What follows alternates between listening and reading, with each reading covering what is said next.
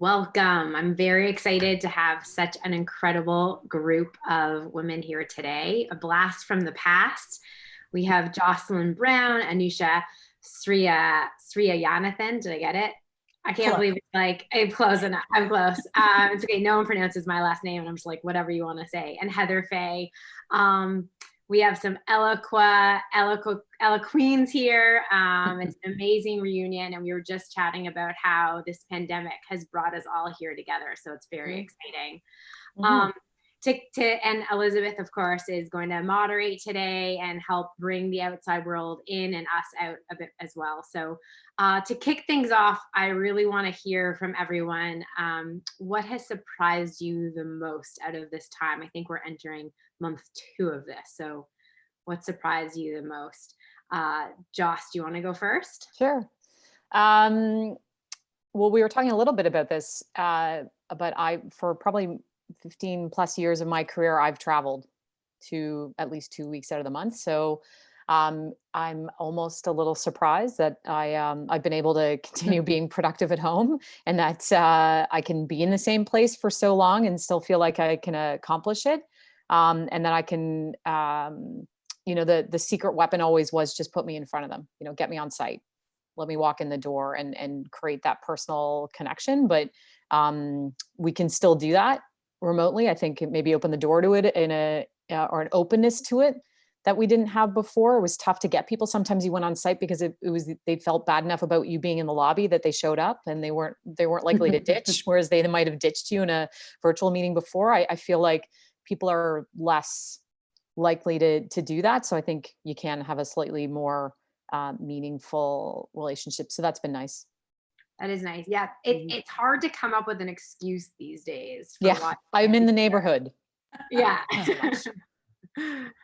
But also it's hard for them to come up with a reason to ditch. It's like, where could you be? You can't all of a sudden be out of town. Yeah. Anusha, how about you? I think I've been surprised how resilient people are and the teams are, just whether it's our clients or whether it's our teams, family, as well. This just sort of came out of nowhere in so many ways. And, it's challenging, and there are definitely some ups and downs to the whole thing. But on the whole, I've just found people are so much more resilient than I think we give ourselves credit for. And so I think that's been a pleasant surprise. Yeah, that's a really good point.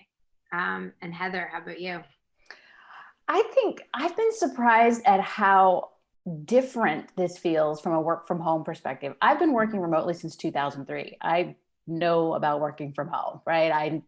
I've just been unpleasantly surprised at the turn of how difficult it has been for me. And I don't have small children at home.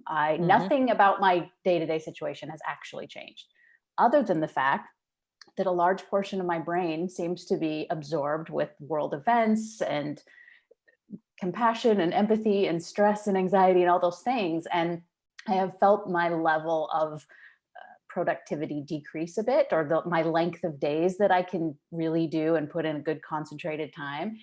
And I bucked against that for quite a while. First 2 to 3 weeks, I was like, I got to get over this. What's the matter with me? And I ended up having a conversation with someone else in a very similar situation. No small kids at home, been doing this for 10 years. And it helped me so much to realize it's not just me. And since then, I've talked to so many other people who are dealing with it. And I feel like it's worth sharing that, because if you're managing someone who's already been working from home, or you yourself are going through this, like, give everybody the equal amount of grace. Yeah, just because you worked from home before, it actually doesn't necessarily matter right now in some ways. That's so true. I think just the cognitive load of holding your own emotions, your family members, your friends, your, the teams, the people that are around you. I think it's surprising just how much there is to hang on to and process. And so the fact that we all kind of need to give ourselves the space to be able to do it, I think, is it's just a reality of the world that we're in right now. Yeah. I've been hearing a lot of, we just need to give ourselves the space and recognize that. And I think, Heather, that's a really good point. I totally, when I thought of you, I'm like, oh, you got this in the bag because you've done this. But not in a pandemic, right? Right. And it's true, it totally weighs on us, and we want to give ourselves space. And a lot of us who, who are dealing with fuller houses than we're normally used to don't necessarily have that space. So it's sort of like everyone's dealing with the same thing to some extent, but a lot differently. So it's a common theme I'm hearing, but every time I speak to, someone new, they bring up a different perspective, which is so eye-opening. So thank you for sharing all of your perspectives. We only have about half an hour today, and I try to stick to that.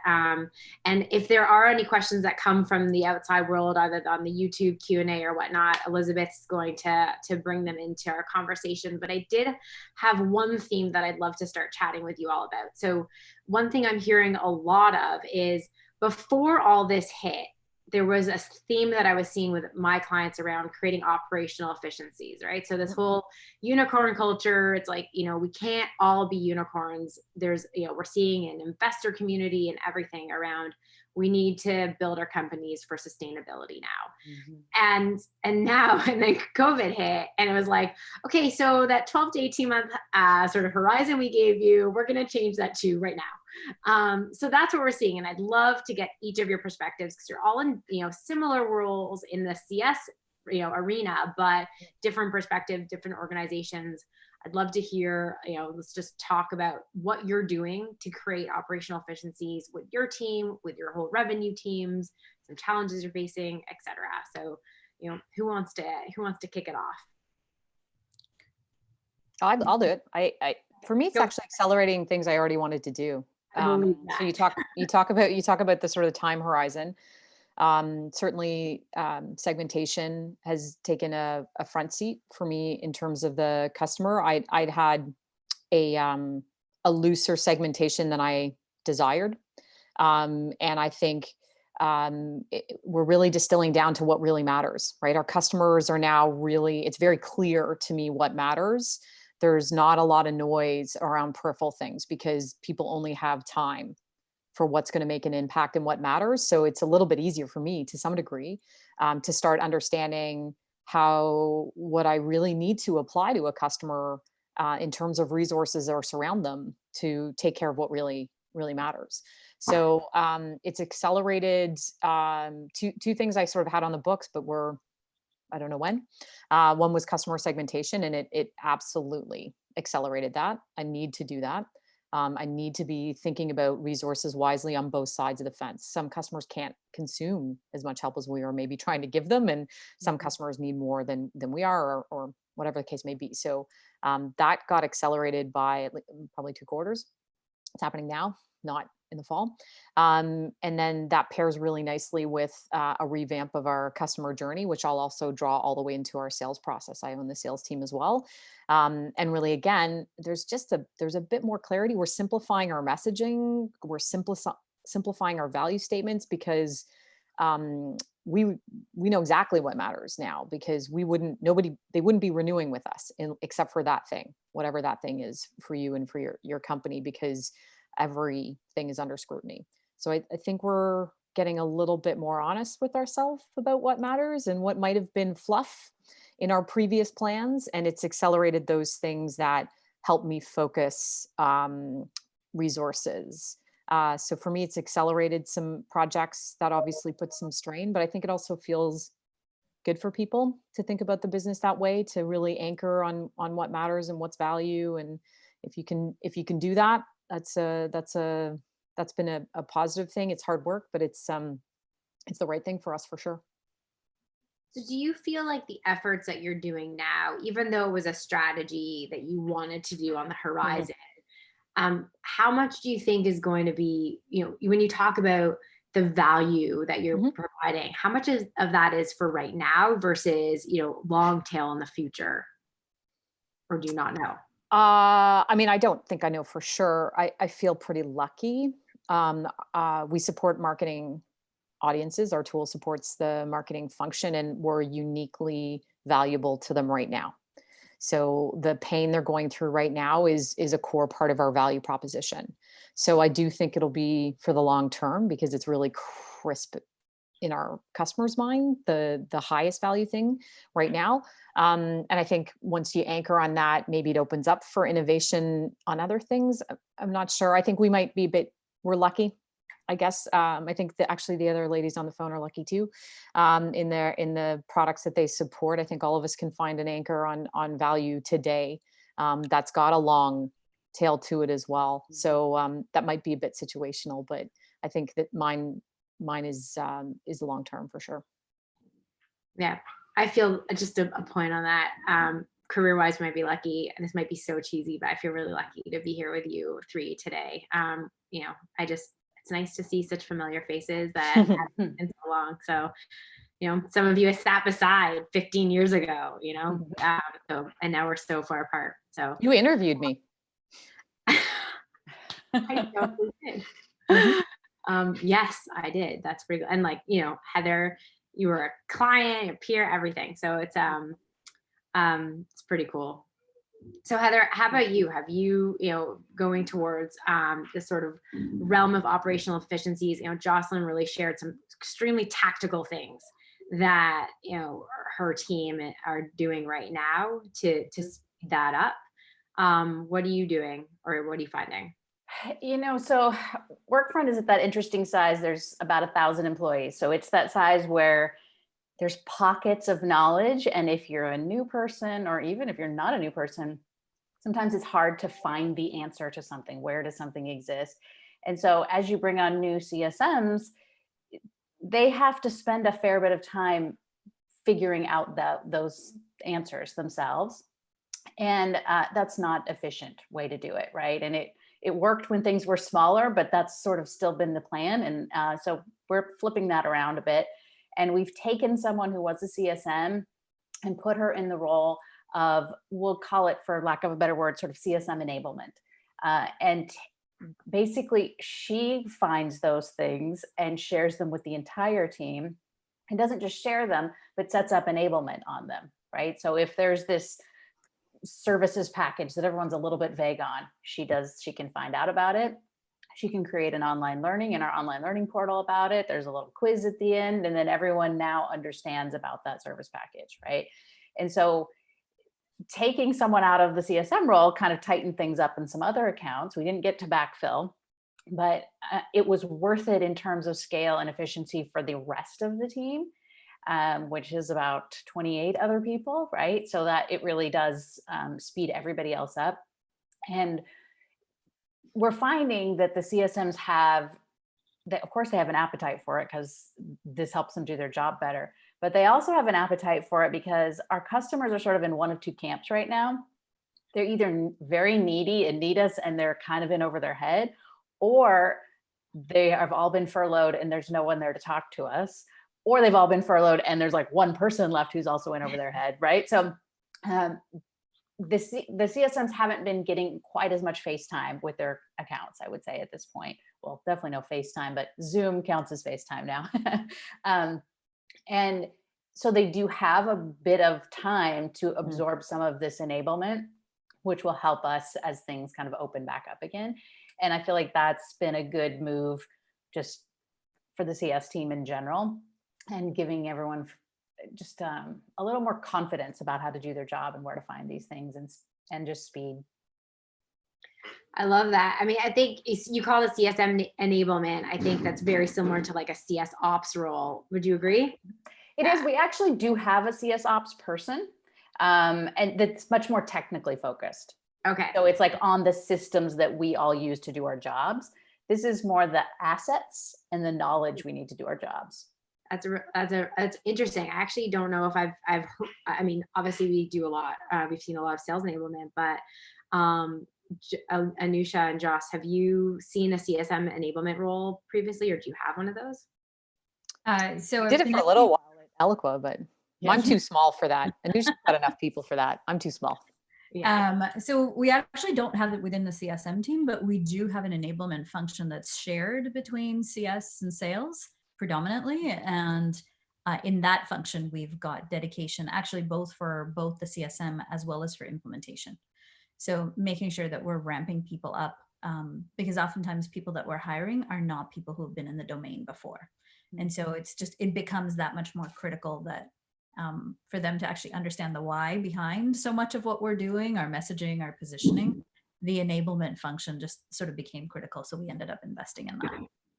Yeah. That's and I think Heather, one thing that you said about your enablement role, which is like taking them out, having everyone else have to adopt their accounts, which puts a bit more strain, but their job is really to go out and like find things that exist in the ether somewhere today, and then create a little mini program around it. And that in itself has sped things up a lot. So I think, Anusha, you were saying that your team has sort of the sales, the shared function that's been around for a while. And I think a lot of times people think, at what point do we actually create this function? It sounds like, Heather, you found like, this is it. Like, we need this because it's so inefficient without it that it's a good lesson to keep in mind and that balance. Well, and I'm not going to take credit for the idea. I have a counterpart who, Melanie Keefe, and it was really her idea where she kind of saw this gap, and she'd been in an organization before that had a role similar to this. And she really felt like this was the thing. And so this person was on her team. So she had to absorb the accounts and the load for it, but it was for the benefit of all. And so she gets the shout out on this one. I'm just one of the recipients of the awesomeness. So it's all good. Being the recipient, taking, recognizing the value is a big part of it too. No one wants to create an initiative and then no one see value in it. Right. So. Yeah.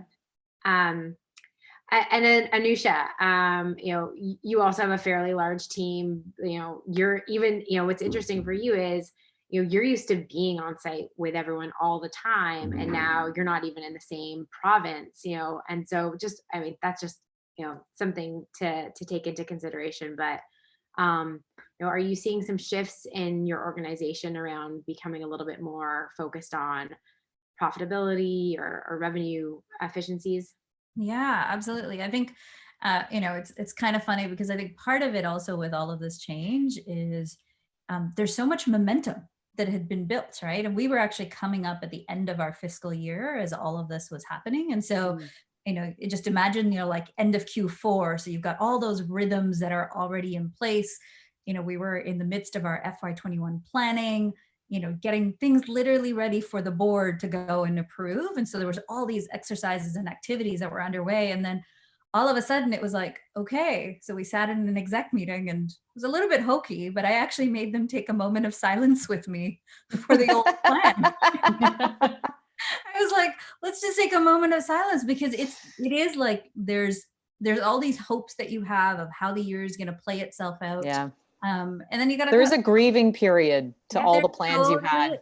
There totally is. And so we had to grieve a little bit, and in the grief, it's like, it's your dreams or visions of, whatever it is that you were planning to do. And so there was a little bit of that, all the way from like our exec teams to like the leadership team within CS to the people who are actually doing the work. And then we're experiencing something that is, I sort of call it like the two realities, and we have to sort of step within both.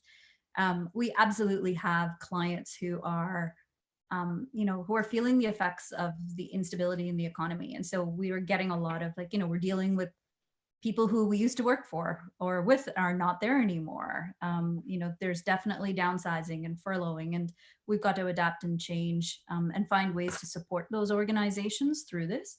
But we also have large enterprises who are weathering through this and are using this as an opportunity to connect with their employees and engage with them and engage with their communities and support them, which actually, has created this busy season that was unanticipated and unplanned. And so, surprisingly for us and for the team, we just did some analysis. We have been more busy in the last 8 weeks than we were during our entire peak period last year. Wow. And so it's a little bit of like these two realities that the team has to manage through. And so from an operational standpoint, there are things that we weren't mature at. So Jocelyn, to your point, there were things I wanted to do that now it's a forcing function that allows us to do it. And so like, we've built out playbooks around, how we deal with discounting asks, how we deal with clients who are furloughing. Like these are just things that maybe we dealt with sporadically, but never enough that we needed to have operational efficiency around. But we've had an opportunity to really sort of lean into that a lot more. And we've also had an opportunity to really lean into how much we communicate with our teams. Like the cadence of communication has just gone up, both individually as well as in the team environment. And that, at a certain point, you sort of have to start balancing, okay, what's the right amount? How do we make sure that we're giving people enough information and enough support? And so actually putting structures even around our communications has been very helpful. Anusha, do you feel like you had the right processes in place prior to this, or just in general? Were you always this process driven, or has this forced you to say, we aren't ready for anything like this? We need to create some processes, which is a little bit of a new thing for us. Yeah. Oh no, not Anusha. I was going to say that's a ridiculous question, Julie. That was like, it'd be okay if you asked me that question, but never Anusha. Yeah, it's one thing to talk to a whole bunch of people who know you well. So yes, I would probably say I'm probably a little bit more process minded than not. But the other thing that's also there is that doesn't necessarily mean that Benevity, is been going through a lot of high growth. So we're constantly growing out of the processes that we've put in place. And so I think the other challenge that's in here is it's not so much that the processes didn't exist, but it's a case of, do those processes still work? Oh, this stress tested virtually everything you had, and you found the gaps very quickly. Exactly. And so it's sort of like, and you see it, right? Like you'll see it within as your clients are responding, you're like, oh, we actually have a whole bunch of new people that we now need to train up. Do we have the right training for them? Yeah. Or does this messaging even work in this environment? So now you're revamping messaging. And so all of a sudden you're totally right. Like you can see the gaps so quickly because now they're chasms. Yeah. And you're trying to, you could have paper mached over them before, but you're driving a truck through them now. Yeah. So I will say there's a little bit of grace in that there's certainly some forgiveness for the gaps and some patience to take care of them, but you do have to take care of them. But I think different than if the stress, I don't know, came for a different reason, there might've been more panic around it. Now I do feel like there's a bit more of a collaborative, iterative kind of environment about accepting that everybody's in a state of change and everybody's in a state of flux. So that's been this sort of a nice thing about it, is there's a little bit of, it's not really a grace period because you have to take care of it, but it just feels like there's a different attitude towards it than maybe if you weren't under quite so much stress. Yeah, more understanding. Yeah. And from customers too, they're in the same pain. Yeah. And I think it really does, and I think Heather, you did a great job of sort of, highlighting, I think, what is a silver lining in this. And it's really an opportunity to, in our vulnerability, connect with our clients and connect with our teams with those gaps, because we're not perfect. We don't have everything figured out. And frankly, there's a lot of things that are outside of our control. And so there is this unique opportunity to build that relationship. And Heather, you did a fantastic job on that article, just calling that out. I actually ended up sharing it with a whole bunch of people. So there's a few people who recognized your name, and there was like, yay, Heathers, that were on the Slack channel. Well, that's nice. No, it is a silver lining to all this right now, is that human connection, right? That you're seeing people in their real environment, and you're getting the chance to see potentially things they're interested in, like their favorite sports team logo is behind them on their wall in their office. This is a great time to make note of that. And then when it's time to thank them for something in the future, you could send them something related to that favorite sports team, and so don't let this opportunity go by, this chance to get to know your customers without doing something with that information. Talk about an opportunity to build advocacy, right? Like your best relationships, we were talking a little bit about this, are forged under fire. This would qualify as a fire. So the people that you're in the trenches with now, the people that you're, working so hard to serve, acknowledge that. And that's really when you build super strong advocacy. And Heather's, of course, better at taking the notes so she can follow up on it later. Whereas I'm just like, oh, that's cool. And never writing it down. So that's tip one. But yeah, I mean, you can build some unbelievable relationships inside and outside your company right now. And if you are finding a way to take advantage of that, it's going to serve you forever. So I do think that's a silver lining. I think that's such a huge benefit of being in customer facing roles right now. I mean, I always think it's a better place to be, but right now you can connect with a human and help them in ways not even related to the job, right? Yep. Maybe they just needed a kind word in that moment. Mhm. So yeah, it is a gift. It really is. And I think, it's, I don't know about all of you, but I think it's also been an opportunity to push myself as a leader as well, and sharing that authentically, the struggles and the challenges that all of us are having as we're navigating through all of this. I think there's Agreed. Well, on that communication, I've had to be way more disciplined and way more process oriented than is my nature. But it's been very rewarding. And I see the impact I can have if I put the effort in, and so that's inspired me to, keep going on that and sharing in those ways. So yeah, it's forcing me to realize that you guys were all right. You were right on a lot of things too. Exactly. Yeah. All right. It's interesting how we all have such, unique strengths, yet all, approach CS in different ways, yet incredibly successfully in the core things that we measure CS on, and that, helping our customers, having that human connection, helping to drive revenue. This has been a great chat. We're already at our time, which is, I wish we actually made this a bit longer. Maybe we'll do a sequel to this if you're all up for it. Sure. All right, let's do it, because we touched on some great things, and maybe in a few weeks, who knows what the world will look like. So my background will look the same. Yeah, mine too. Mine too. Mine's a wheelie whiteboard, so that comes wherever I go. Nice. All right. Have a great rest of the day. It was so good to see all you and chat with you, and I've learned so much in the last 30 minutes. So thank you so much. Great. Thanks, Julie. Good to see everyone. Great. Bye, ladies. Thanks, everyone. See you. Yeah.